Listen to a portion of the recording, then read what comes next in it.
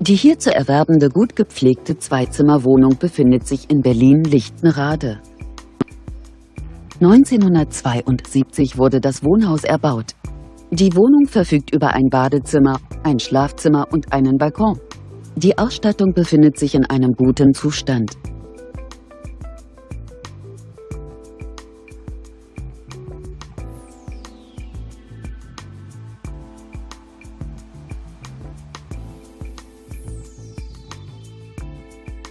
Die Etagenwohnung bietet eine Wohnfläche von ca. 65 Quadratmetern. Der Kaufpreis der Immobilie beläuft sich auf 99.800 €.